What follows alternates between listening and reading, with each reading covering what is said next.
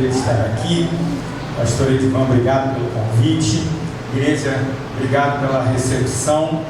É realmente um grande privilégio poder conhecer esta comunidade, poder estar com os irmãos aqui nesta noite. Eu trago um abraço para o pastor Carlos Elias, meu pastor titular ali na primeira igreja batista de Campo Grande, onde nós temos, pela misericórdia do Senhor, a oportunidade de servir no Ministério de Educação Cristã ali.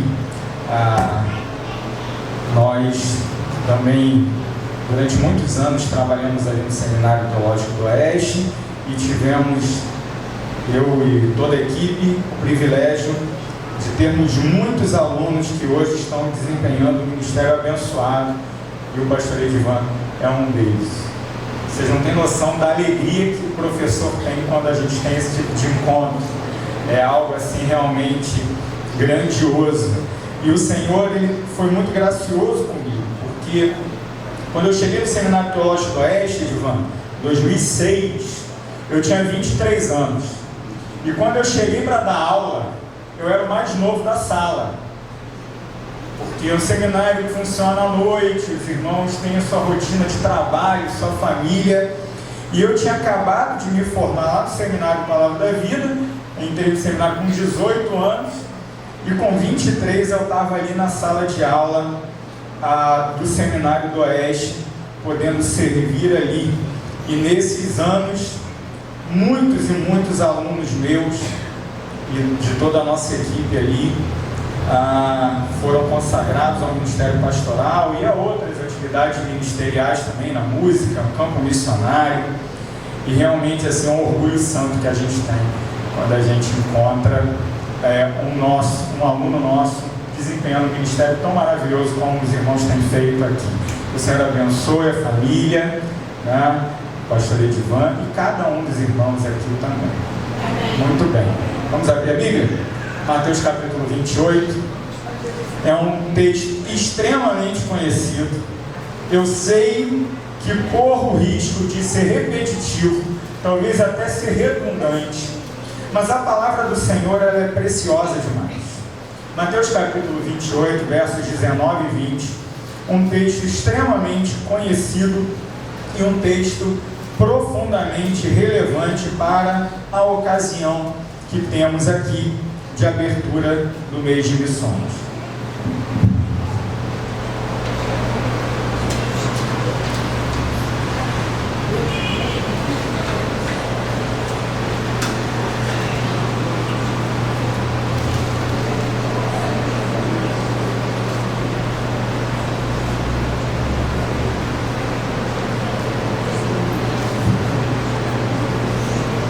Você aí está folheando ali da sua Bíblia, encontrando a passagem, ou talvez já tenha encontrado, não a feche, por favor. Eu gostaria que você ouvisse comigo uma história sobre um personagem muito diferente, talvez até estranho. É a história do martelo. Sim, do martelo. Tipo aquele que você tem em casa lá. Todo mundo aqui tem um martelo em casa, não tem? Deve ter. Imagine esse martelo. Ele foi desenhado para quê? Para bater prego. Não é isso? Para isso serve o martelo. Para isso ele foi criado. Agora imagine um martelo que fica jogado lá no campo da oficina, lá no fundo da caixa de ferramentas. Aquele martelo ele foi esquecido. Ele nunca é usado. Ele está lá jogado. De fato, ele foi comprado e nunca usado.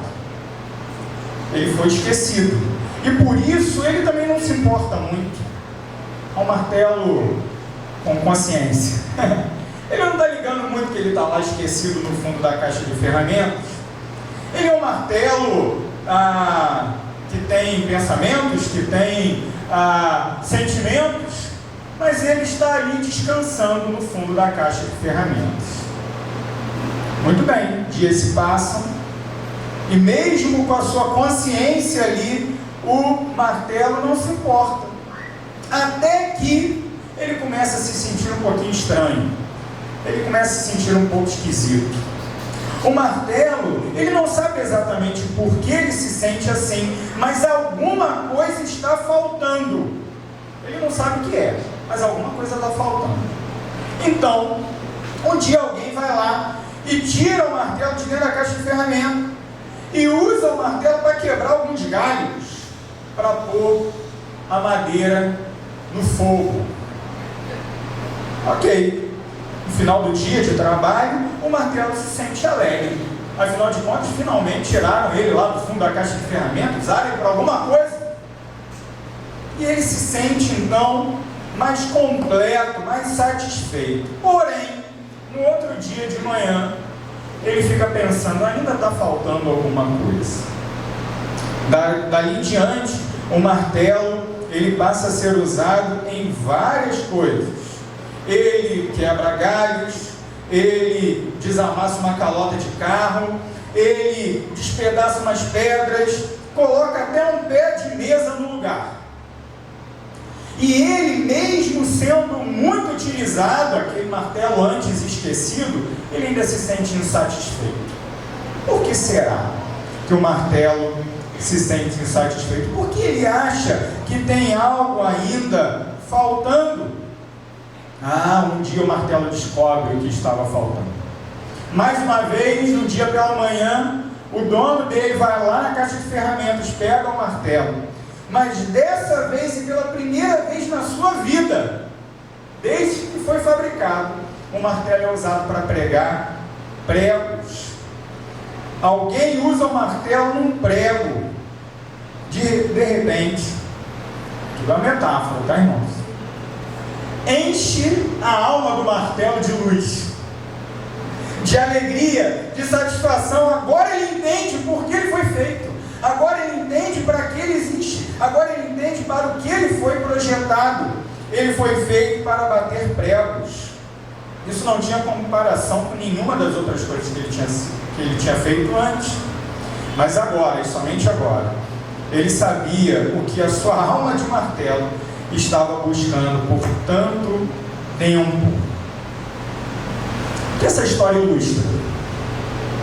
Qual é o propósito da nossa vida? Para que a gente foi feito? Para que a gente existe? Mateus capítulo 28, versos 19 e 20, nós lemos um texto muito conhecido, que diz assim, acompanhe por favor na sua Bíblia. Ide, portanto, fazei discípulos de todas as nações, batizando-os em nome do Pai, do Filho e do Espírito Santo, ensinando-os a guardar todas as coisas que vos tenho ordenado. E eis que estou convosco todos os dias, até a consumação do século. Bendito Deus, diante de nós está a Tua Palavra. Apenas 2 versos, mas que texto poderoso. Nossa oração nesta noite, minha oração junto com os meus irmãos queridos aqui, é que de fato o Senhor toque o nosso coração, o Senhor nos encoraje, nos fortaleça, nos dê estratégias para cumprirmos o nosso propósito, que é fazer discípulos de todas as nações. Temos aqui, ó Deus, um momento de mobilização, um momento de encorajamento, um momento de fortalecimento e um momento de lembrança da Tua igreja, de qual é o nosso papel no mundo. Mas acima de tudo, ó Deus, nessa hora nós pedimos que o Senhor toque profundamente no nosso coração, e isso só é possível pela Tua Palavra. Eu nada sou, ó Deus, para estar aqui diante dos meus irmãos. Não tenho os recursos necessários, a capacidade necessária por mim mesmo, mas aqui me apresento na dependência do Teu Espírito. Amém. E clamo a Deus que seja o Senhor o nosso professor, o nosso mestre, nessa noite. Perdoa os nossos pecados. Nada somos, ó Deus, para levantar a voz ao Senhor, mas pela graça de Jesus Cristo, nós sabemos que somos ouvidos. E baseados nessa graça, pedimos a Tua presença entre nós. Pedimos que o Teu Santo Espírito sopre entre nós, trazendo vida, trazendo avivamento para a Tua igreja. Em nome de Cristo Jesus, nosso Salvador, te oramos. Amém. Como eu falei, é um texto muito conhecido. Mas esse texto ele tem um papel muito importante. Por isso nós devemos ler, reler, estudar, olhar, observar com muito cuidado. Porque o fato é que todo ser humano, assim como o martelo da história do início, ele quer saber para que ele serve. Ele quer saber qual o propósito da sua vida. Ele quer saber o que ele tem que fazer para encontrar satisfação. Ou melhor, para a gente ser um pouco mais completo, onde nós podemos encontrar três coisas na nossa vida. Em primeiro lugar, satisfação, alegria. Em segundo lugar, segurança. Onde estarei seguro? Em terceiro lugar, sentido. Qual é o sentido da vida? Você já parou para pensar que essas são as buscas fundamentais da vida do homem? Satisfação, segurança e sentido? Não é assim? Todos nós queremos algo que alegre o nosso coração. E vivemos na época em que o mal do século é a depressão, são as doenças psiquiátricas, não é isso? E algo que realmente pode ser comparado, talvez, até a própria pandemia do coronavírus. Dizem, irmãos, ouvi isso de um psiquiatra, alguém muito qualificado, que quando a humanidade passa por momentos como esse que estamos passando ainda, se Deus quiser já no final, a pandemia do Covid-19, se você tem 100 pessoas, um exemplo, eu não sei mais os números exatos, até para proteger o meu coração, parei de acompanhar, sabe, pastor João? Então eu não sei quantos morreram, não sei quantos foram infectados, porque aquilo mexeu e me deixou muito triste. Mas se você tem 100, digamos, um exemplo, você vai ter 500 com pânico, com depressão, com esgotamento, com doenças emocionais em decorrência dessa circunstância que assola o mundo. Ou seja, para cada uma pessoa que contraiu o coronavírus, você pode calcular 5 pessoas com pânico, depressão, ansiedade, alguma coisa do gênero. Por quê? Porque o nosso coração não encontra satisfação. Nosso coração não encontra segurança. Não é verdade? Nós vivemos na cidade do Rio de Janeiro e parece que por onde a gente vai, a gente fica meio ressabiado, né? A gente tem medo. A gente tem medo que alguma coisa aconteça. A gente vem para a igreja e tem crente que fica assim. Vem para a igreja no domingo de noite pensando, o que está acontecendo lá na minha casa? Será que alguém pulou o muro? Será que alguém entrou lá? Né? Ou outros problemas. Vivemos agora lá em Petrópolis aquela tragédia terrível, não é? E eu já tive enchente na minha casa, é um negócio terrível, desesperador. Você fica correndo para tirar as coisas e é um senso de insegurança, não é? E talvez a questão mais importante, mais profunda, nos perde o senso de propósito. Qual é o sentido da minha vida? Por que eu estou aqui? Para que eu existo? Na Bíblia nós temos alguns personagens que passaram por crises profundas. Eu me lembro, por exemplo, de Elias.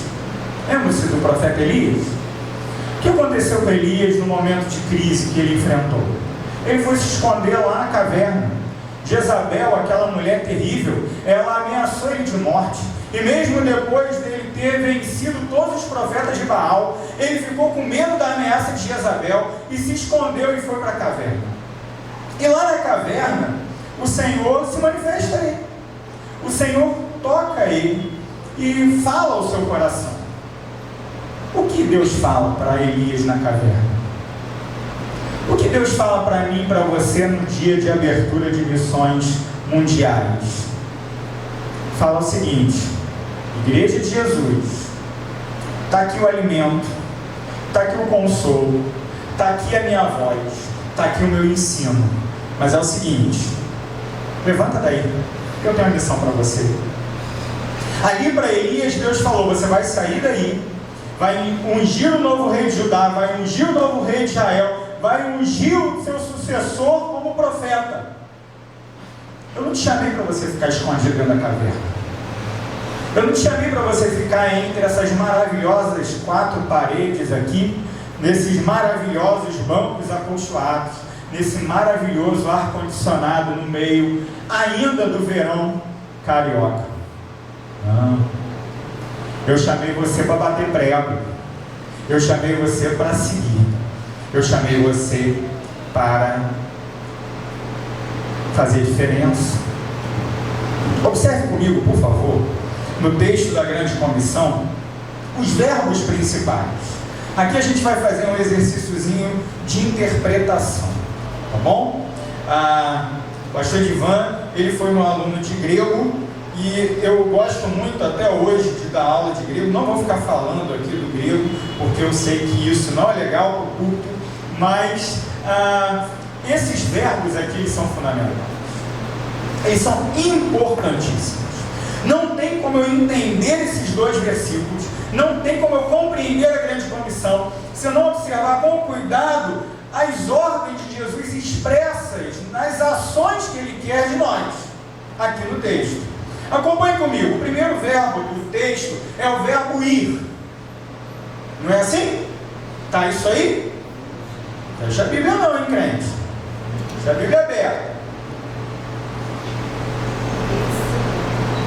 Ide, assim está aqui na minha versão. Talvez na sua esteja vão, não é?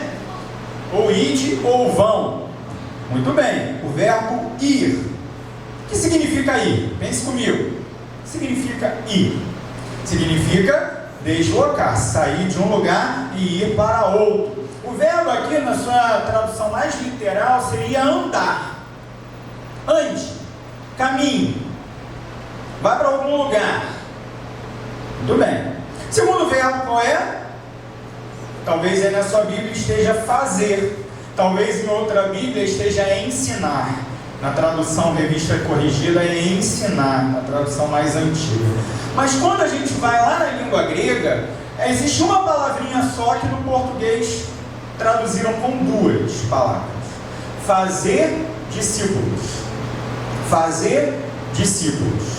O verbo fazer discípulos na língua grega é uma só, que deriva da palavra para discípulo. Discípulo na língua grega é mateteis, aqui o verbo é mateteu, eles estão muito relacionados.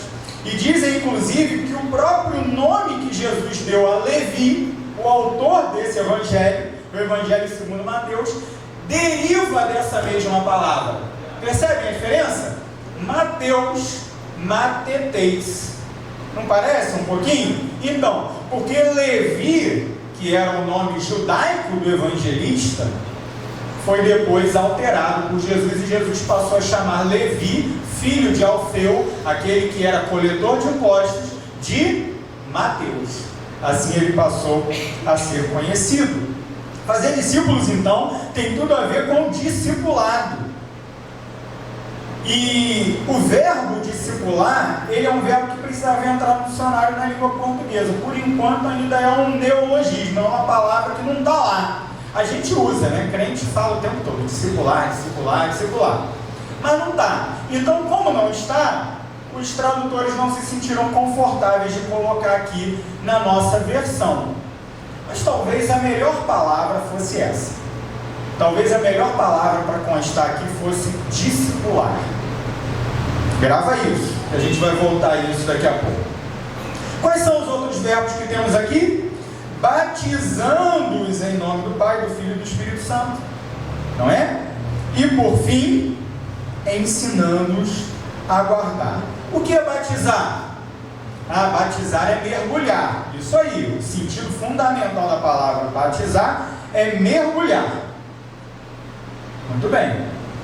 Aqui embaixo parece ser um batistério, né? Eu estou andando aqui, estou sentindo. Aqui eu não posso cair aqui no forro, porque senão teto cheio não, né? Não, então tá bom. Eu não vou me molhar, né?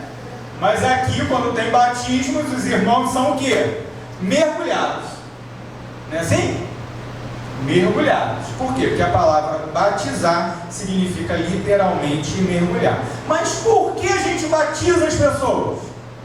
Porque Jesus mandou. Tá bom, mas por que Jesus mandou as pessoas serem batizadas? O que o batismo representa? O que a gente faz antes de batizar? A gente professa a fé, não é isso? O que é professar a fé? O pastor vem e pergunta: você crê em Jesus Cristo como seu único e suficiente Salvador? E a gente responde: sim, isso é professar. Eu estou dizendo para todo mundo que eu creio em Jesus e somente em Jesus como meu Salvador. Eu não creio em outras coisas. Eu não creio em religião, eu não creio na igreja batista, eu não creio no pastor da igreja, eu não creio que dar o dízimo salva, que ser obediente salva, que ser santo salva. Eu creio que aquilo que Jesus já fez lá na cruz por mim, isso e somente isso me salva.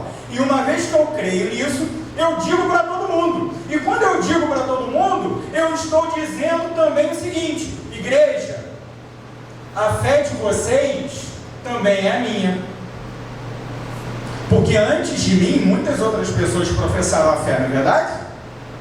Você talvez se lembre aí de cabeça o dia que você foi batizado, não é? O dia que você professou a fé. Eu professei a fé no dia 7 de setembro de 1997. Eu tinha 14 anos. Muito bem. Naquele momento eu disse, diante de Deus e diante da comunidade, que a fé em Cristo Jesus é o único fundamento para a minha salvação. Ok? Você lembrou do seu dia? Do dia do teu batismo? Tem crente que tem a memória fraca, não lembra, né? Depois volta lá, procura o certificado e tal, as fotos, para você lembrar desse dia. Sabe por quê? Esse dia é muito importante. Porque nele você fez duas coisas. Você cumpriu a ordem de Jesus de dizer para todo mundo que você pertence a Ele. Mas você também disse para o povo de Deus, agora eu sou um de vocês. Então o batismo tem um papel de identificação, de inclusão. Quando a gente é batizado, a gente é recebido como membro da igreja. E isso não é só uma burocracia, um pedaço de papel. Isso é dizer para o corpo de Cristo o seguinte: minha vida está aberta para vocês. E eu também estou disponível para abençoar vocês. E muitas vezes a gente não gosta disso, né? A gente fala: não, ninguém tem a ver com a minha vida não, então não dá para ser igreja, gente. Igreja é corpo, é comunhão, é comunidade. Então, ao ser lavado pela água no batismo, eu estou dizendo: pertenço à comunidade daqueles que também foram lavados e receberam o verdadeiro e espiritual batismo com o Espírito Santo de Deus. E o verbo ensinar? O verbo ensinar é da onde vem a nossa palavra em português para didática, por exemplo. Uma palavra muito conhecida, não é? Ensinar é transmitir conhecimento. É algo que eu já sei, que eu passo para outra pessoa. Agora, o que deve ser ensinado aqui conforme a grande comissão?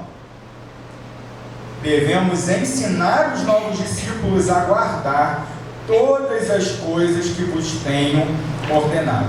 Então, o que eu devo ensinar para o meu discípulo, ou para o discípulo de Jesus, a quem eu cuido? A que ele seja obediente ao mandamento do Senhor. Acompanharam comigo? 4 verbos importantes: ir, fazer discípulos, batizar e ensinar. E quando a gente olha no texto de Mateus 28, 19 e 20, a relação entre esses 4 verbos, a gente consegue descobrir no texto 4 dimensões da grande comissão. E é isso que eu quero transmitir para os irmãos hoje. Nós temos um propósito. Quando falamos de compartilhar a compaixão, de viver a compaixão, nós não podemos de forma alguma confundir isso com uma evangelização pela metade, com uma evangelização que se limita em boas obras. Sabe por quê? Porque não são as boas obras que salvam. Nós não somos chamados a simplesmente sermos exemplo para o mundo, exemplo de um modelo de sociedade, exemplos de um modelo ético, exemplos de moralidade. É claro que vamos refletir a santidade de Deus com a nossa vida, mas também é claro que vamos falhar nesse propósito. O cerne, o centro, o núcleo da nossa missão não é dar pão para as pessoas. ainda que tudo isso nós façamos com alegria e movidos pelo amor de Deus.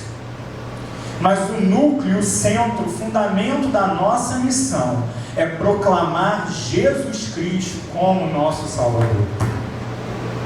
E sabe, gente, no meio, a gente que vive essa coisa de seminário e tal, meio teológico, às vezes se complica o simples, né, Edvan? Essa é a realidade. E às vezes ficam discutindo, e é um monte de coisa, e falam para cá, outro para cá, escreve artigo, dá palestra, faz congresso, sabe? E a melhor razão pela qual a gente deve se fundamentar no núcleo da evangelização, que é pregar Cristo morto e ressuscitado, o nosso único Salvador, eu recebi de um jovem lá da minha igreja. Agora ele nem está mais lá, porque se mudou de cidade. Mas ele é um rapaz muito prático. E certa vez a gente estava conversando sobre isso. Ele falou assim: tá bom, a gente tem mesmo que dar prato de comida e abençoar, e doar, e acolher, e abençoar, ajudar o pobre, tudo certo. Mas para pensar, esse cara vai morrer. Ele falou desse jeito para mim: esse cara que eu tirei da rua, esse cara que eu tirei da miséria, esse cara que eu tirei da pobreza, ele vai morrer. Agora estamos falando muito da guerra, né? E é terrível. Toda vez que eu vejo essas cenas lá da Ucrânia, isso me traz uma tristeza profunda. A gente olha, como foi passado o vídeo aqui no início, e sente uma dor. Nosso primeiro ímpeto qual é? A gente precisa tirar esse pessoal de lá. A gente precisa ajudar eles nas suas necessidades. Ok. Mas a guerra vai passar. E seja pelos fogos lá do exército inimigo, seja por razões naturais, todas aquelas pessoas, assim como eu e você, vamos morrer. E depois que a gente morrer, o que vai acontecer? O que vai definir a nossa eternidade? Se cremos ou não em Jesus Cristo como nosso único e suficiente Salvador. Portanto, irmãos, nós devemos conhecer a nossa missão evangelizadora, se queremos realmente viver a compaixão. Um crente que limita a sua ação no mundo em boas obras, em caridade, em ajudar o necessitado, ele não é alguém que vive a compaixão. Não é. Porque eu posso fazer do maior faminto uma pessoa extremamente próspera e até rica, mas se eu não apresento Cristo morto e ressuscitado, essa pessoa vai para o inferno. Ah, mas que coisa dura, né? Pensei que era só a pregação de Ananias e Safira, a pregação dura. A gente tem que falar disso, irmãos. Porque se eu falo só parte da verdade, eu não amo. Eu não amo. Amar não é falar que o outro quer ouvir. Amar é falar aquilo que o outro precisa. E nós só somos chamados a falar aquilo que o mundo precisa. E o mundo precisa de Jesus.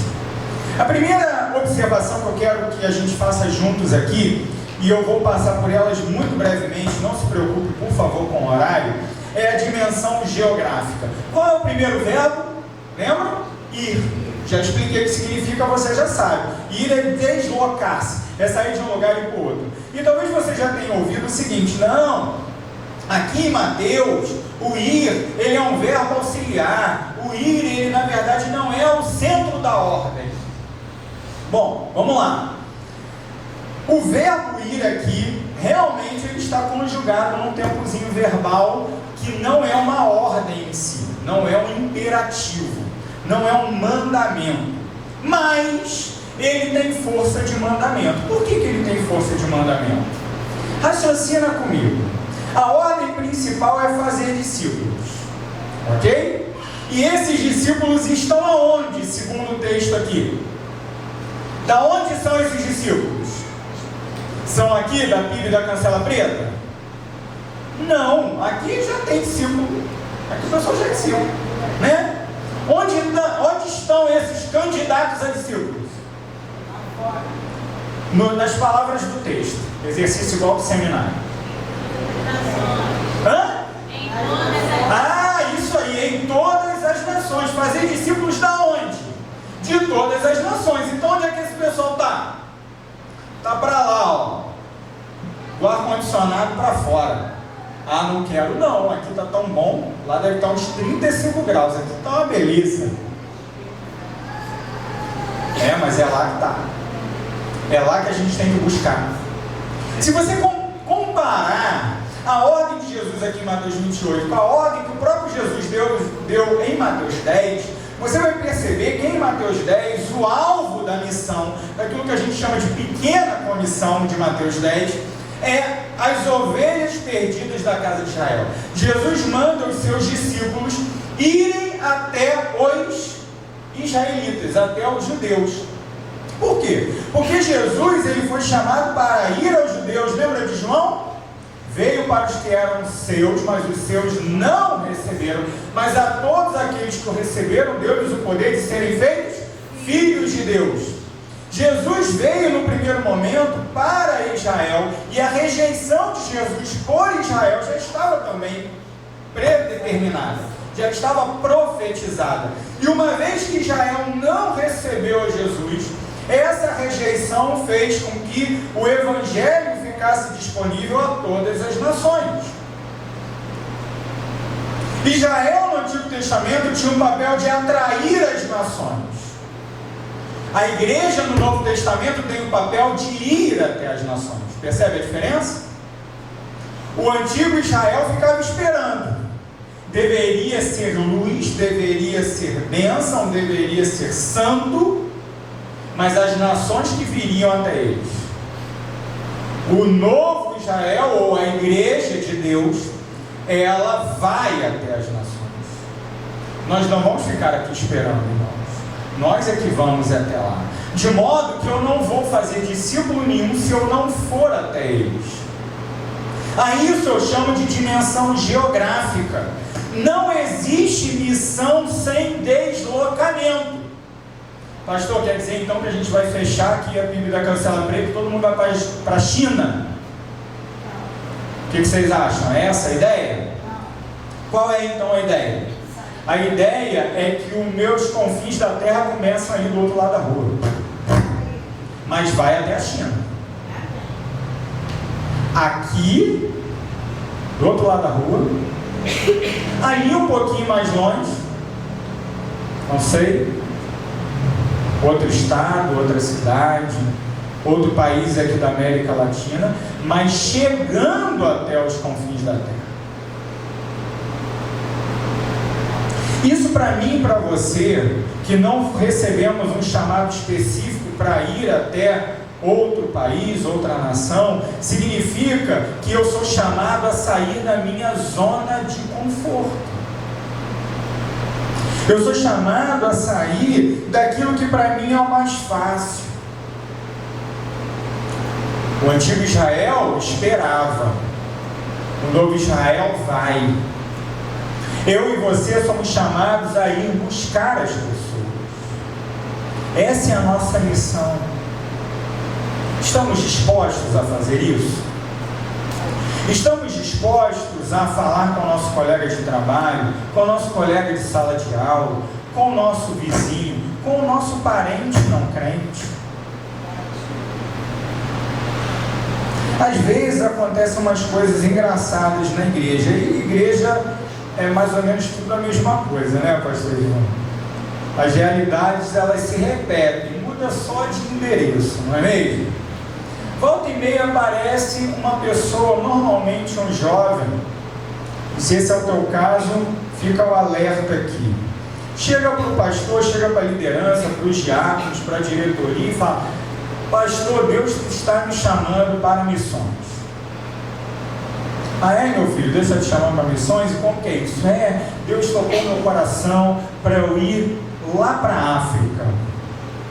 Ah, é? Deus vai te levar para a África? Que coisa maravilhosa, que bênção. Me diga aí, como tem sido nesse último ano o teu hábito, a tua prática evangelística? Quantas pessoas você tem evangelizado? Ah não, pastor, Deus não me chamou para evangelizar ninguém aqui no Rio de Janeiro. Deus me chamou para evangelizar lá na África. Você acha que o cara que não evangeliza aqui do lado, a pessoa que fala a mesma língua dele, que tem a mesma cultura dele, vive na mesma realidade dele, que ele tem a disponibilidade de falar a hora que ele quiser, ele não evangeliza? Você acha que ele vai evangelizar o cara que está lá na África? Não vai. Não vai. Então, irmãos, quando começa o chamado missionário da igreja? Agora. Não é quando eu estiver na África, não, é agora, é quando eu atravessar a rua, é quando eu for ao meu vizinho, é quando eu levar Cristo para aquele que precisa. Queridos, o Evangelho é o poder de Deus para a salvação de todo aquele que crê. Isso significa que eu não tenho que me esconder à luz do Evangelho de Jesus, eu tenho que expor essa luz, eu tenho que levar essa luz, eu tenho que ter a disposição de fazer isso. Quer ver outro descumprimento do ID, da grande comissão? Ah, pastor, olha só, domingo que vem prega um sermão evangelístico, tá? Porque eu vou levar aquele meu visitante. E não tem problema nenhum de você trazer o visitante, também não tem problema nenhum do pastor pregar sermão evangelístico. O problema é você terceirizar a evangelização para o pastor. Entendeu? Existe às vezes, né? Assim, eu sou criado numa igreja onde era feito apelo constantemente.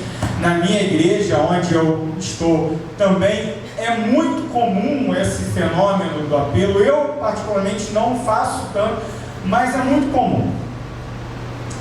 E não tem problema nenhum com quem faz e nem com quem não faz. Não tem dificuldade nenhuma com isso.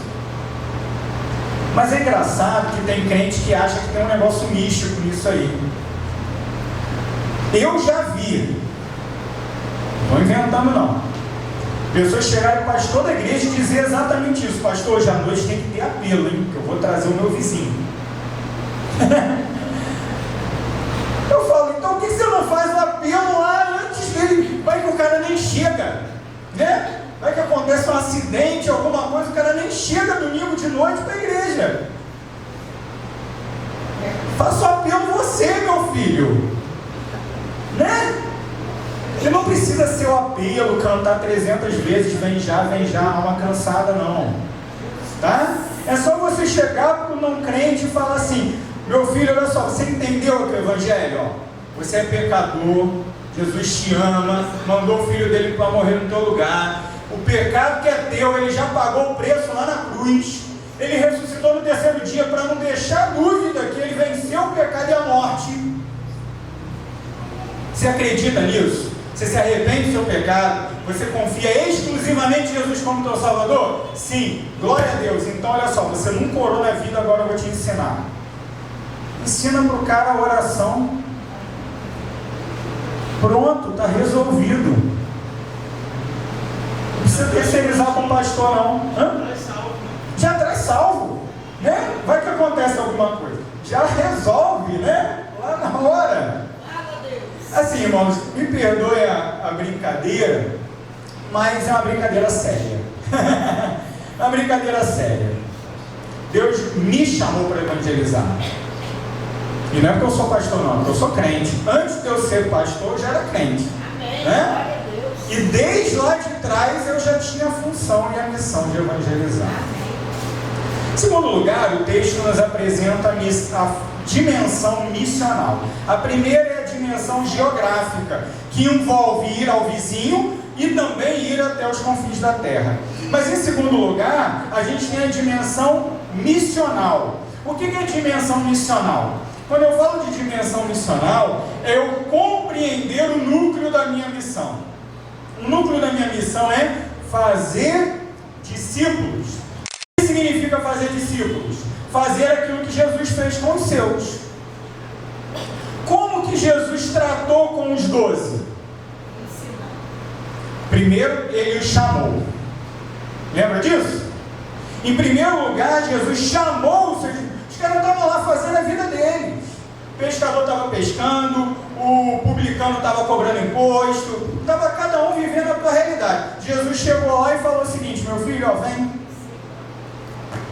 segue-me. A gente não sabe todos os detalhes das histórias, né? Mas os evangelistas, eles fazem questão de deixar claro que Jesus Cristo, ele tinha como fundamento do seu chamado a sua própria pessoa. As pessoas olhavam quem Jesus era, olhavam como ele vivia, olhavam as suas ações, e quando ele simplesmente dizia: segue-me, os homens deixavam as suas redes, deixavam a coletoria, deixavam a sua velha vida e passavam a seguir. O discipulado, ele começa com o chamamento, mas ele não acaba no atendimento do chamado. Eu e você um dia fomos chamados, e quando nós somos evangelizados, quando nós conhecemos a salvação em Cristo Jesus, isso envolve um chamado. Deus nos chama a seguir a Ele, mas a partir desse momento o caminho começa. Ele não termina quando atendemos o chamado, pelo contrário, ele começa quando atendemos o chamado. E uma vez que atendemos o chamado, nós temos então uma vida a viver com Cristo, e o nome dessa vida a viver com Cristo é discipulado. Somos feitos discípulos de Jesus, e isso envolve andar com Jesus. Como que Jesus tratava os 12? Ele viajava com os 12, ele ensinava os 12, ele comia com os 12, ele andava o tempo todo com eles, ele convivia o tempo todo com eles. Era um relacionamento de intimidade. E nós somos chamados a fazer discípulos. Isso envolve o seguinte: que quando aquela pessoa é alcançada, eu tenho a responsabilidade de andar com ela, de cuidar dela, de ensinar a ela. O que acontece muitas vezes é que a gente dá a luz e deixa o bebê para morrer. O nenenzinho, meu Deus, nasceu, está vivo, recebeu o nome, bonitinho, fofinho, lindo, maravilhoso. Hoje teve a apresentação de bebês, né? Que coisa maravilhosa. Agora imagina aquele bebezinho indefeso, largado. A gente pode chegar para o bebezinho e falar: se vira. Pode. Ele vai morrer, não vai? E muitas vezes a gente faz isso. A gente ganha a pessoa e deixa para morrer de fome. Meu Deus, Jesus! Discipulado, queridos, envolve o cuidado total daquela vida. Às vezes algumas estratégias missionárias, elas são muito ruins. Muito ruins, pastor João. Certa vez eu conheci uma igreja que foi plantada por um irmão muito comprometido, e depois que aquele irmão fez o trabalho de plantação, a agência missionária pegou ele e falou: você é um baita plantador, pastor, agora é o seguinte, vai para outro lugar plantar em outro lugar. Deixou a igreja bebezinha sozinha. E aí um pastor muito amigo meu foi lá assumir aquele trabalho depois de um tempo. Uma dificuldade, uma luta. Por quê? Porque nós perdemos a dimensão do cuidado. Na realidade, muitas vezes a gente esquece até mesmo de cuidar do missionário, da pessoa que... Você já parou para pensar que o missionário também é discípulo de Jesus? E quantas vezes a gente pega o telefone e liga para o missionário? Agora não precisa nem mais de telefone, né? Agora a gente faz uma chamada de vídeo, a gente vê lá o irmão. Quantas vezes a gente faz isso? Nosso ministro de missões lá da igreja, o Edivan, examinou, né? Há pouco tempo atrás, mês passado, o pastor Felipe, ele toda semana faz uma chamada de vídeo para os missionários, para orar com eles, para perguntar como está, para acompanhar, para saber como está a caminhada cristã deles. Não é para saber de resultado, não é para ficar perguntando, quando você batizou, você vai... Não é isso não. A gente tem que parar com esse negócio de fazer missões com estatística. Missões não é matemática não, tá, irmãos? Missões é ato de amor, é consciência de missão da igreja. É perguntar como está a sua família, como está a tua saúde, como está a tua vida com Deus, o que eu posso fazer para te abençoar. Isso a gente muitas vezes não faz nem com o missionário, quanto mais com o novo convertido, quanto mais com a pessoa que precisa ser cuidada, quanto mais com a igreja recém-plantada. O missionário transcultural, ele se envolve tanto com aquela cultura lá, estamos falando de missões mundiais, ele encarna aquela cultura de tal maneira que ele nos dá um exemplo de como nós devemos fazer. Como é a vizinhança aqui? Como é a nossa cidade? Como as pessoas vivem? Eu quero entender como elas vivem. Já parou para pensar que para nós é muito mais confortável e fácil ficar no nosso gueto de crente? No nosso jeitão de crente? No nosso linguajar de crente? O linguajar de crente beira o ridículo, pastor Ivan. Quando eu vou em loja de livro, eu fico incomodado. Às vezes eu vou procurar um livro em lojas evangélicas e eu fico incomodado, porque eu entro na porta, o cara já fica com aquele negócio de varão, de abençoado, de só vitória. Eu falo, cara, fala português, né? Vamos nos comunicar. O incrédulo vai entrar aqui e ele não vai entender nada que você está falando. E você vai ter dois problemas: você não vai vender, né? E você não vai ter a oportunidade de abençoar aquela pessoa com o Evangelho de Jesus que deve ser vivido por você. Dimensão geográfica, eu preciso ir. Dimensão missional, eu preciso abraçar tanto a cultura quanto a pessoa a quem Deus me chamou a evangelizar. Terceira dimensão, dimensão temporal. Percebe comigo aqui uma coisa muito interessante. A gente tem, aqui no nosso texto em português mesmo, ide e fazer discípulos, ordens, certo? Mandamento. E a gente tem batizando e ensinando como verbos que eu devo fazer sempre, repetidamente. Percebeu isso? Estão aqui na nossa forma no gerúndio no português. Então eu tenho ordem e eu tenho aquilo que eu tenho que estar sempre fazendo. Muito bem, qual a relação das duas coisas? A relação das duas coisas é o seguinte: primeiro eu vou. Quando eu for, o que eu vou fazer? Eu vou pregar o Evangelho, vou apresentar Jesus, não é? Muito bem. Apresentei Jesus. Algumas pessoas vão crer e outras não vão crer. Não é assim? Ok. Essas pessoas que vão crer, eu tenho um depois com elas. O que é esse depois? Eu tenho que trazer eles para mim, eu tenho que trazer eles para a comunidade. E aí percebe uma coisa aqui muito interessante. Eu posso sozinho sair aí na rua, sozinho. Eu saio aí na rua, evangelizo uma pessoa, dou um folheto, falo de Jesus. Aí a pessoa fala, eu creio em Jesus como meu Salvador. Glória a Deus. Então é o seguinte: agora eu, na minha autoridade, vou te batizar em nome do Pai, do Filho e do Espírito Santo. Existe isso? O que vocês acham? Não existe. Não existe. Eu não posso chegar aí na rua e batizar as pessoas na minha autoridade.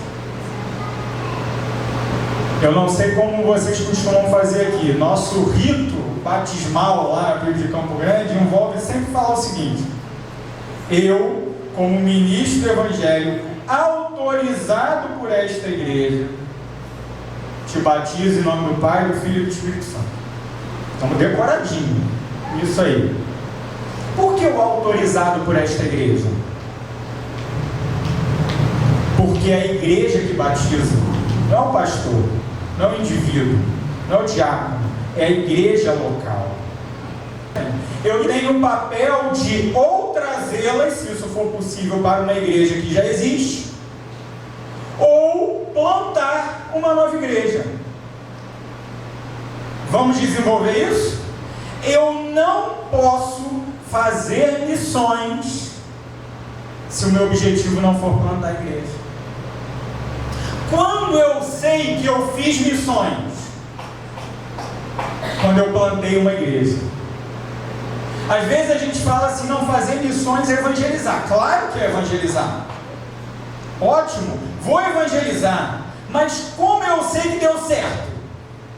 Como eu sei que funcionou? Como eu sei que eu cumpri o objetivo? Quando eu construo uma igreja local ali. Assim foi com todos os apóstolos. Leia o livro de Atos. Os caras, eles não chegam numa nova cidade e quando as pessoas são convertidas, quando as pessoas são batizadas, eles não simplesmente vão embora. O que eles fazem? Eles plantam uma igreja naquele lugar. Eles elegem pastores, diáconos. Eles estruturam uma igreja local, como a nossa. Aqui, PIB da Cancela Preta. Como a minha lá em Campo Grande, PIB de Campo Grande. O que é isso? Igreja local. A palavra igreja no Novo Testamento, ela é usada na imensa maioria das vezes para se referir a uma comunidade específica de crentes. O princípio da autonomia da igreja local, o princípio de uma igreja autogovernável, autopropagável, tudo isso que a gente fala, e tem gente que diz, isso aí é coisa de batista. Não é coisa de batista, isso é coisa da Bíblia. A Bíblia diz que é assim. O Novo Testamento fundou igrejas assim. E eu devo reproduzir esse processo. Agora, não apenas incluir as pessoas, eu preciso treinar as pessoas. Por isso a missão da igreja envolve o ensino. Eu preciso ensinar os crentes a seguirem nesse processo. Existe então algo que eu faço antes da pessoa se converter e algo que eu faço depois da pessoa se converter. Antes eu vou e prego, depois eu batizo e ensino. E isso nos leva ao nosso último ponto, que é a dimensão da igreja. Pense comigo, parte da missão é feita no mundo, outra parte da missão é feita na igreja. Não existe igreja missionária que não seja uma igreja forte, que não seja uma igreja bíblica, que não seja uma igreja comprometida com o ensino do Evangelho e com a disciplina. E tudo isso está na grande comissão. São 2 versículos riquíssimos. Veja, o primeiro mandamento é ir. É você tirar uma pessoa da nossa comunhão e mandar ela para a rua. Como eu disse, pode ser para o outro lado da rua, pode ser para o outro lado do mundo. O segundo passo é fazer novos discípulos. E fazer novos discípulos inclui atrair essas novas pessoas para a igreja. Aí, tanto o missionário quanto o novo convertido vem para onde? Para a igreja.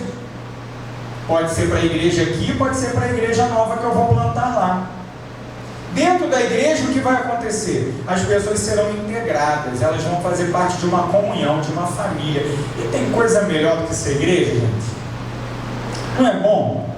É bom demais. A gente viver a comunhão, sabe? Hoje foi o primeiro culto, né, aqui na cidade do Rio de Janeiro, onde a gente pôde ir sem máscara.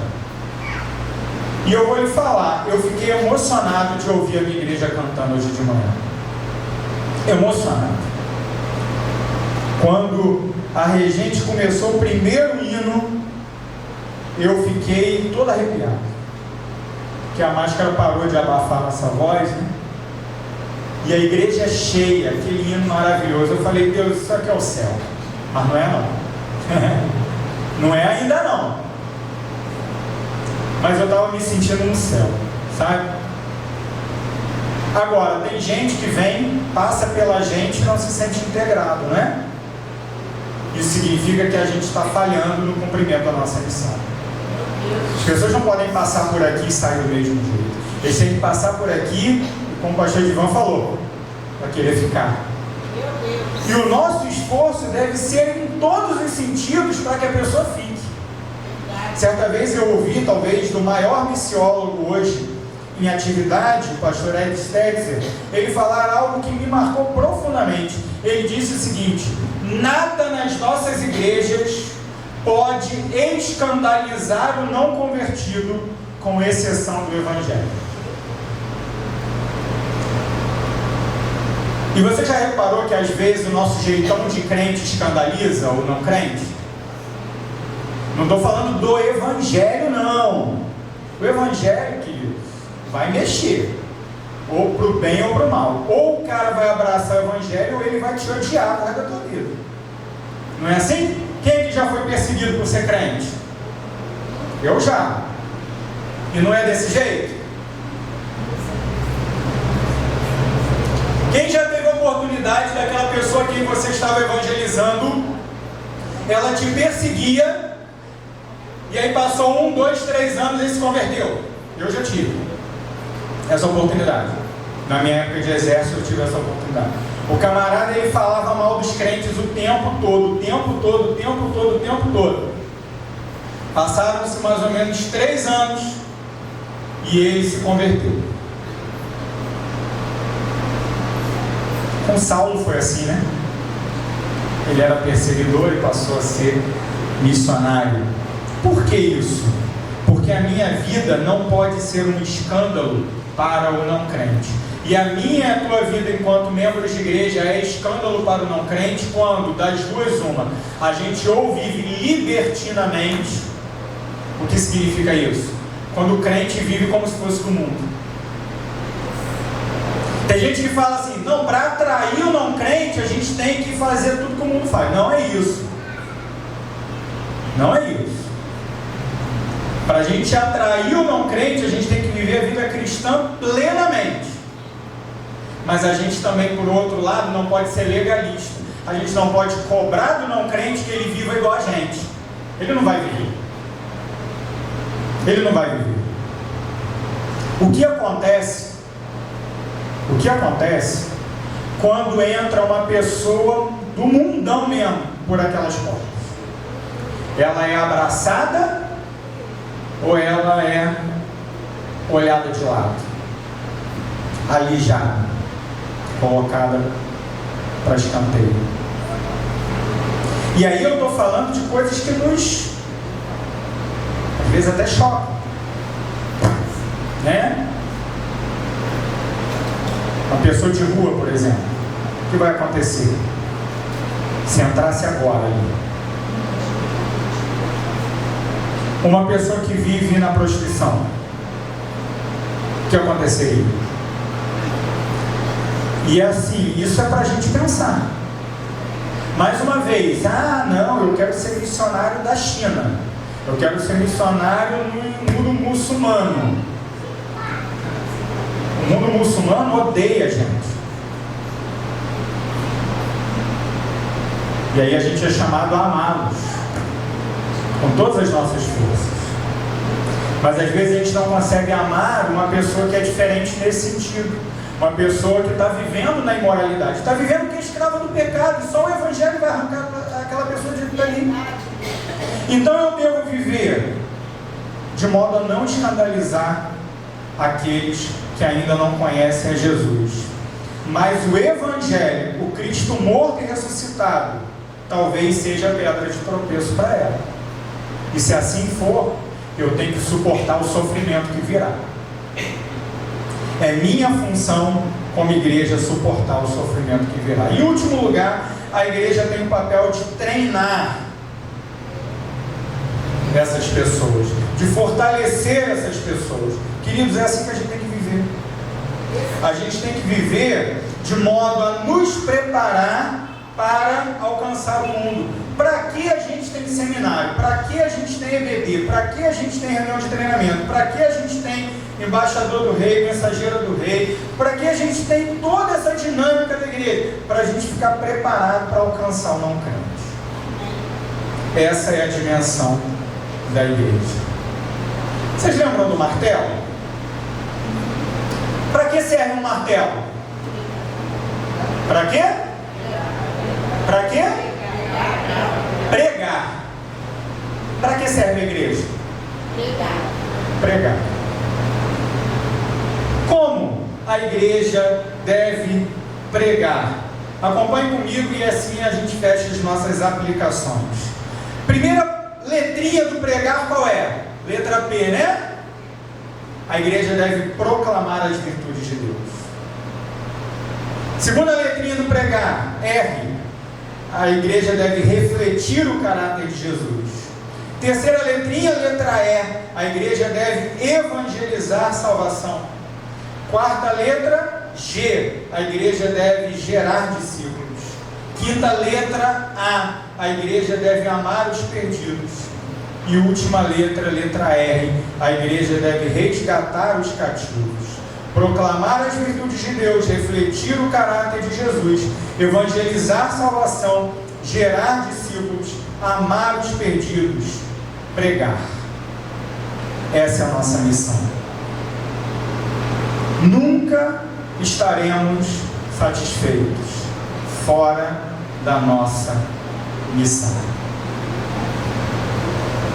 Há igrejas, pastor Edivan, que graças a Deus esse não é o caso aqui, não é o caso lá da PIB de Campo Grande, mas eu tenho visto alguns casos aqui próximas a nós, igrejas que estão doentes, profundamente doentes, em conflitos, em guerras internas, porque perderam o seu senso de propósito, porque não sabem para que foram chamados. É tão simples. A igreja foi chamada para pregar. Toda vez que você pensar assim, eu acho que a igreja tinha que fazer isso, porque eu acho que isso é legal, você vai lembrar das palavras de Jesus. Que Jesus nos deu a seguinte ordem: ide e pregai. E se a igreja assim fizer, ela também recebe uma promessa: e eis que estou convosco todos os dias, até a consumação do século. Santo e bendito Deus, aqui está a tua igreja. E não há desejo maior entre nós, povo do Senhor, do que a tua presença. Queremos o Senhor no nosso meio. Ah, Deus, por favor, queremos desfrutar dessa promessa, de que o Senhor estará conosco todos os dias, até a consumação do século. Para que isso aconteça, nós devemos te obedecer. E devemos te obedecer, proclamando o Evangelho de Jesus Cristo a toda criatura, indo sem medo, sem receio, seja a casa do lado, seja ao outro lado do mundo. Que o Senhor nos leve aos confins da terra para fazer discípulos de todas as nações, mas que nós não desistamos desses novos discípulos, mas que nós tenhamos a disposição de, assim como Jesus andou com seus 12, andar também com esses novos crentes, abençoando-os, cuidando, pastoreando, treinando, edificando e, por fim, enviando novos e novos missionários até os confins da terra. Ah, Deus, que muito mais do que contribuir, do que muito mais do que alcançar um alvo missionário, que esse mês de março seja um mês para a primeira igreja batista na Cancela Preta, em que o teu poder se manifestará de modo a levantar pessoas para o campo missionário. Que daqui, ó Deus, o Senhor levante novos pastores, novos missionários. Que daqui, ó Deus, o Senhor tenha os teus filhos, os teus servos, para alcançar as nações. Amém. Mas que isso aconteça a partir de um testemunho fiel, desde aqui, ali, mas também além. Ah, Deus, por favor, continua capacitando teu filho, pastor Edivan, sua família, esta igreja, liderança, diáconos. Em nome de Jesus, toma esta comunidade nas tuas mãos, para que aqui o Senhor tenha uma agência poderosa e viva da tua grande comissão. Obrigado, Deus, por esse tempo com os meus irmãos queridos aqui. Que o Senhor abençoe a cada um. Essa é a minha oração em nome de Jesus. Amém. Como agradecer o que fez por mim e pelo que fará. Somente um Deus assim é capaz de amar um pobre pecador. Hoje tenho em mim a marca de Jesus. Ele é meu Senhor.